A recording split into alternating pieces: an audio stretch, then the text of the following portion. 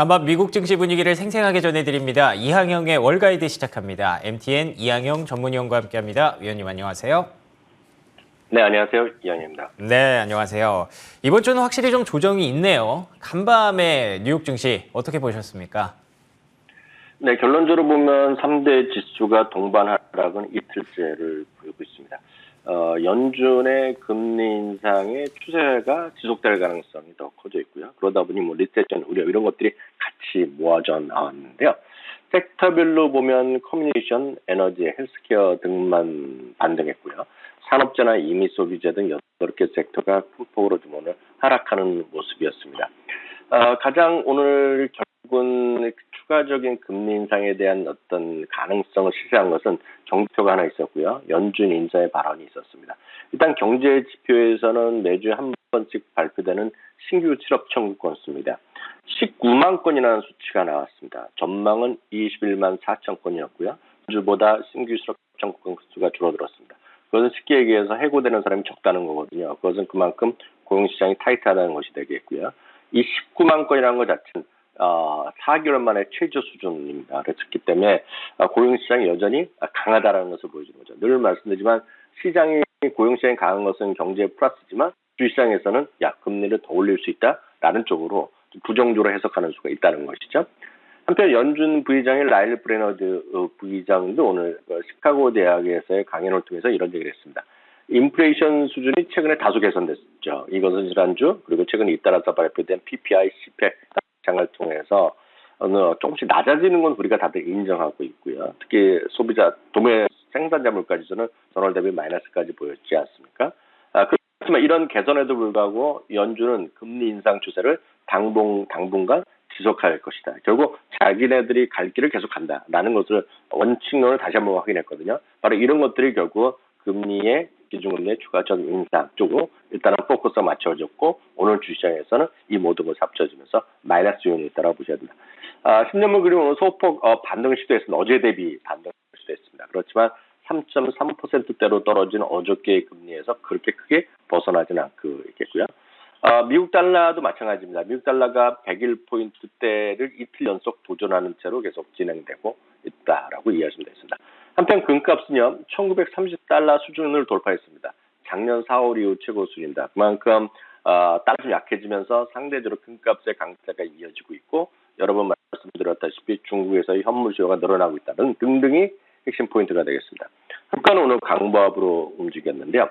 이 모든 것과 관련해서 오늘 모건 스탠리의 대표인 제임스 골만의 얘기를 한번 전해드리겠는데요. 이번은 인플레이션이 피크를 쳤다라고 얘기하고 있고 이것은 틀림없는 사실이라고 얘기하고 있습니다. 그러면서 기준금리는 2월과 3월에 한 차례씩 25bp 금리 올리고 이제 끝날 거라는 얘기를 하고 있습니다. 많은 사람들의 시각은 5월 달에 한 번 더 올릴 수 있다는 얘기를 하고 있는데 이분은 긍정적으로 봅니다. 문제는 2%, 인플레이션이 2% 도달 가능의 여부인데요. 올해는 쉽지 않다는 얘기하고 있고요. 다만 최근에 미국과 중국의 관계 개선에 대한 노력을 하고 있는 것 자체는 긍정적으로 보고 있고요. 그렇기 때문에 트리플 4를 얘기하고 있어요. 세계의 4자를 얘기하고 있는데요. 4%대의 금리, 4%대의 인플레이션, 4%대의 실업률 시대를 우리가 대비해야 되고 그렇게 진행되고 있다라고 얘기를 했습니다. 맞습니다. 전반적인 상황을 봤을 때 크게 급변한 건 없습니다. 근데 굳이 한 가지 조금 아쉬운 부분을 꼽자면 주간 실업수당 청구 건수 계속해서 고용이 좀 타이트하게 이어지고 있어서 이 흐름을 어떻게 해석해야 될지 그리고 또 연준은 앞으로 어떻게 해석을 할지 좀 주의 깊게 봐야 될 것 같습니다. 자, 그리고 이런 것들도 중요하지만 사실 지금은 어닝 시즌이지 않습니까? 특징주들, 실적주들이 좀 많을 것 같은데 어떤 흐름들이 나타났을까요? 네, 일단 P&G부터 좀 말씀드릴까 합니다. 시장에서 P&G는 오늘 2.7%대로 오늘 하락을 했습니다. 실적이 부진한 것이 핵심적인 요인이 되겠고요. 매출과 이익을 모두 맞추지 못했습니다. 그래서 그런 것들이 좀 실망감이 나온 것이 주가 하락 요인이 됐습니다. 한편 애플도 오늘 강보합으로 마감됐습니다. JP모건에서 그렇지만 목표주가를 $10를 내렸는데요. 아이폰의 수요 둔화가 우려된다는 것을 목표주가 10%, $10를 내리는데 그 얘기했고요. 테슬라는 연일 잘 나가다가 어저께 약간 삐꺼덕했는데요. 오늘도 1%대 올라가고 그랬습니다. 반면에 담배 회사죠. 필립 모리스는 1.9%가 올라갔습니다. 제퍼리스에서요. 중립에서는 매수를 올렸고요. 목표 주가 120달러 수준에 근접하게 제시했습니다. 한편 이제 어제 그 로블록스가 얘기를 하면서 소위 이제 순 가입 이거 활동자 수죠. 이런 것들이 증가했고 부킹한 돈이 이제 로블록스 머니를 많이 샀다 얘기를 했었는데요. 모드건 스탠은 그럼에도 불구하고 투자 의견을 중립에서 오히려 매도까지 한 단계 더 내려놨습니다. 오늘 6.6%가 떨어졌고요.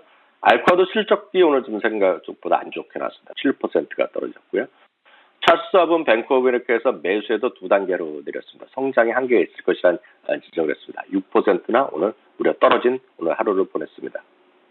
전반적으로 확실히 좀 하락한 종목들이 많습니다. P&G부터 알코와 로블록스, 뭔가 좀 실적 시즌의 불안감을 다시 한번 증명한 게 아닌가 싶은데 이 종목이 좀 분위기를 바꿀 수 있을까요? 넷플릭스 어땠습니까?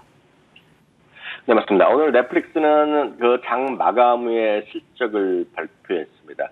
소위 우리가 얘기해서 빅테크 중에서 항상 가장 먼저 최근에 실적을 발표하고 있습니다. 기억하시는 분이 계시겠지만 지난 봄과 여름 두 번에 걸쳐서 순가입자가 감소하는 모습을 보여주면서요. 크게 이제 개파락했던 것이 그 당시에 이제 주가 흐름이 되겠는데요. 오늘은요 실적을 발표했습니다. 실적을 발표했는데 실적 자체, 즉 숫자만 보면 매출이나 이익은 형편없었습니다. 매출은 그나마 78.5억 달러 예상치 했던 그런 컨센서스를 그대로 이제 맞췄는데요. 실제로 보면 더 중요한 주당 이익 같은 경우는 45센트를 예상했었는데요. 불과 12센트 나왔습니다. 그래서 이걸 보면 실적 쇼크 중에 슈퍼 쇼크인데요. 근데 문제는 넷플릭스는 항상 그렇지만 매출이나 이게 숫자도 중요하지만 더 우리가 관심 있는 것은 그래서 가입자가 얼마나 늘어났느냐, 줄어들었느냐가 이제 핵심적인 요인이 되겠습니다. 두 분기 연속으로 1분기, 2분기에 감소한 이후에요. 3분기에 순가입자가 늘어났고요. 그 다음에 이제 회사 측에서는 450만 명의 순가입자 증가를 가이던스를 제시했었습니다. 월가의 컨센서스는 457만 명이었는데 오늘 여기 이제 깜짝 숫자가 나온 겁니다. 766만 명을 오늘 발표하면서 거의 한 70% 정도 더 높게 나왔습니다. 그래서 이거는 이제 IR을 통해서 잠시 후에 계속 나오면서 이 중에서 소위 광고를 통한 가입자가 얼마나 늘어났는지 이런 것들이 다 자세히 밝혀질 텐데 일단 수치만 나오로 보면 깜짝 숫자가 나옵니다. 그리고 하나 더 말씀드리면 리드 헤스팅스가 의장직은 유지하지만 CEO는 이제 그만둔다고 얘기했는데 하여튼 이런 것들이 발표되면서 주가는 뭐 7% 시간에서 바로 올라갔다가 3, 4% 줄었다가요. 이 시각 현재는 6%대로 지금 시간에서 반등을 하고 일단 이해하시면 되겠고요. 관련해서 보시다시피 매출은 거의 맞췄지만 이익은 지금 시장 대비 여전히 훨씬 못 맞췄고요. 이번에 가이던스 제시한 것들 보면 매출은 기대보다 높긴 하지만 이익 상황은 기대보다 좀 낮췄다라고 일단 이해하시면 되겠습니다. 네, 알겠습니다. 숫자 자체가 이렇게 안 좋을 거라고 예상은 했습니다만 가입자 수가 766만 명. 예, 이건 또 대단한 수치네요. 확실히 진짜 예측을 할 수 없는 그런 실적 시즌의 분위기를 또 입증해 준 것 같은데요. 지금 전반적인 좀 의견들이 궁금합니다. 미국 증시에 대해서 아무래도 올해 들어서는 좀 부정적인 의견들이 많이 나오고 있는 것 같거든요. 그런 것들을 한번 쭉 정리해 볼 수가 있을까요? 네, 월가 시간 한번 전체적으로 볼 텐데 우선은 뱅크 오브 아메리카에서 매달 한 번씩 발표하는 펀드 매니저들을 간단히 소개해드리겠는데요. 전 세계 250여 명의 펀드 매니저의 설문조사입니다. 한 달에 한 번씩 하고 있고요. 이번에는 1월 6일부터 12일까지 진행된 건데요. 미국 주식의 비중을 확대하겠다는 의견이 펀드 매니저의 수치가 2005년 이후 최저 수준입니다. 즉 미국 주식을 비중을 늘리겠다는 사람보다는 비중을 줄이겠다는 사람 많습니다. 그래서 미국의 일변도에서는 상당히 이머징 마켓이나 유럽 쪽의 관심이 높아져 있다고 보셔야 되겠습니다. 반면에 이제 리세션 우려는 전체적으로 6개월 만에 최저 수준까지 들어서 있습니다. 그래서 77% 정도 가능성이 있다고 했다면 이번에는 조금 낮아진 정도라고 보셔야 되겠고요. 또 하나 이제 중요한 것은 현금 보유 비중은 5.9에서 5.3%로 줄어들었습니다. 문제는 이제 2020년 6월에 가장 큰 감소를 했는데 이게 미국 주식보다는 다른 나라 주식을 샀다라고 일단 보셔야 되겠습니다. 투자 대상별로요. 투자 주체 대상별로 과거 대비 선호도를 보면 선호도가 많이 늘어난 것들 순서대로 보면 채권입니다. 채권은 작년 워낙 떨어졌는데요. 아시다시피 채권 가격은 금리와 반대입니다. 그래서 금리가 내려가면 채권 값은 올라가거든요. 그래서 전 세계적으로 채권이 올해 다시 좋을 수 있다는 얘기를 많이 하고 있습니다. 그래서 기관 투자가든 채권을 살 수밖에 없는데요. 순서대로 말씀드리면 채권, 그리고 유틸리티, 현금, 그리고 필수 소비재, 헬스케어, 은행, 그리고 상품이다. 이 상품은 커머더티자, 그리고 이머징 마켓, 그리고 소재 업종에 대해서는 조금 더 선호도가 높아지고 있는 반면에 에너지라든가요, 그리고 미국, 그리고 기술주, 미국 달러에 대해서는 상대적으로 좀 과거 대비 선호도가 좀 줄어들고 있다라고 보시면 좋겠고요. JP모건과 시티그룹까지 말씀드렸습니다. JP모건은 아시다시피 작년 11월 기점으로 긍정적인 의견에서 상당히 보수적 의견을 포지션을 바꾼 쪽이 JP모건인데 이번에 글로벌 유럽 리서치에도 이런 얘기를 했습니다. 아주 명확한 얘기가 있는데요. 앞으로 수주간에 걸쳐서요. 반등을 하면 우리 투자자들은 반등을 비중 축소의 기회로 삼아야 된다는 얘기를 하고 있습니다. 인플레이션이 하락하거나 연준의 정책 변화, 흔히 해서 피봇이라고 얘기하고 있는데요. 이런 것들이 원만하게 진행되기 쉽지 않은 상황이라는 얘기죠. 그리고 최근에 방어주 대비 경기 민감주가 선전을 하고 있지 않습니까? 이미 소비재 이런 것들이 강한데요. 이런 것들이 지속되기 어렵다는 얘기를 하고 있습니다. 한편 시티그룹도 상당히 보수적으로 얘기를 하고 있는데요. 거시적 배경에 큰 변화가 없는 한 현재와 같은 주가 반등세가 지속하기 힘들다는 것인데요. 왜냐하면요.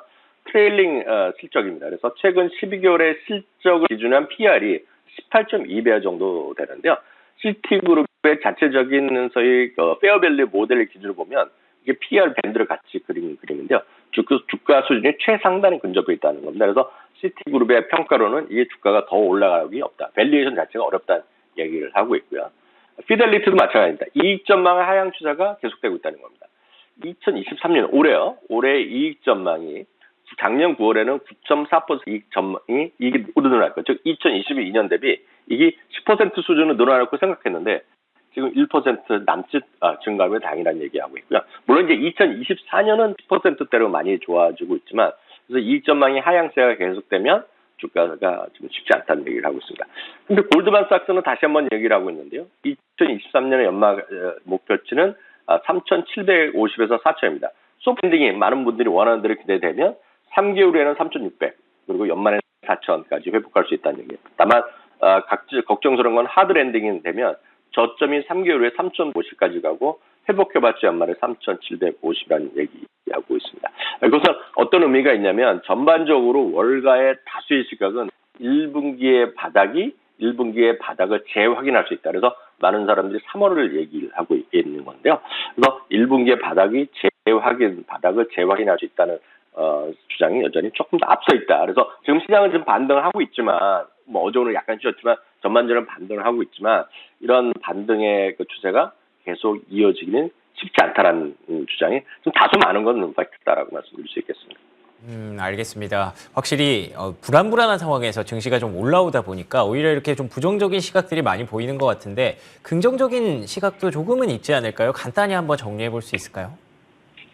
네, 분명히 있습니다. 주식시장 늘 말씀드리지만 긍정적인 의견도 있고 부정적인 의견도 있는데요. 긍정적인 시각은 대표적인 것이 와튼 스쿨의 제레미 스티겔 교수인데요. 미국의 인플레이션 문제는 완전히 문제가 해결됐다는 겁니다. 그래서 연준은 금리를 그만 올려야 된다. 다 끝났다는 얘기를 하고 있고, 그래서 12월의 금리 인상이 마지막이었어야 한다는 얘기를 하고 있고, 더 이상 올리면 안 된다는 얘기하고 있습니다. 그래서 오늘도 보면 고용시장이 뜨거운 걸 걱정을 하고 있는데, 고용시장이 뜨겁다고 해서 제롬 파월 의장이 금리 인상의 근거로 삼으면 안 된다라는 얘기하고 있습니다. 아시다시피 제롬 파월 의장에 대해서 제레미 시겔 교수는 2년째 아주 비판적인 시각이기 때문에 그런 걸 좀 염두에 두시면서 보시면 좋겠고요. 넷 데이비스에서도 비슷한 얘기를 하고 있습니다. 베어마켓은 거의 끝나가고 있다는 얘기를 하고 있고요. 과거 여러 번의 베어마켓 당시에 최저가 피크한 이후에 약 5개월 반 이후 주가의 베어마켓이 마무리됐고 있다는 거죠. 그렇기 때문에 작년 10월 시점에 5개월 정도 되면 앞으로 반등, 베어마켓이 끝나는 것도 멀지 않았다라는 다소는 긍정적 시각도 있다는 것도 염두에 두시면 좋겠습니다. 알겠습니다. 자, 오늘 이렇게 실적 시즌 리뷰 한번 해봤고요. 미국 증시에 대한 부정적인 의견, 긍정적인 의견까지 섞어서 다 정리를 좀 해드렸습니다. 아무래도 명절 전이다 보니까 저희가 조금 신경을 많이 썼는데요. 명절 이후에도 계속해서 저희 사랑해 주시기를 부탁을 드리겠습니다. 지금까지 MTN 이항영 전문위원과 함께 해봤습니다. 위원님 명절 잘 보내시고요. 새해 복 많이 받으시고요. 조만간 또 오프라인에서 뵙겠습니다. 오늘 말씀 고맙습니다. 네, 감사합니다.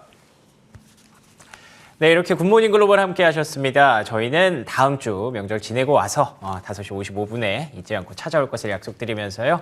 여기서 오늘은 마무리하도록 하겠습니다. 이어지는 출발 성공 투자 역시 계속해서 저희 MTN과 함께 해주시기 바랍니다. 시청해주신 여러분 고맙습니다.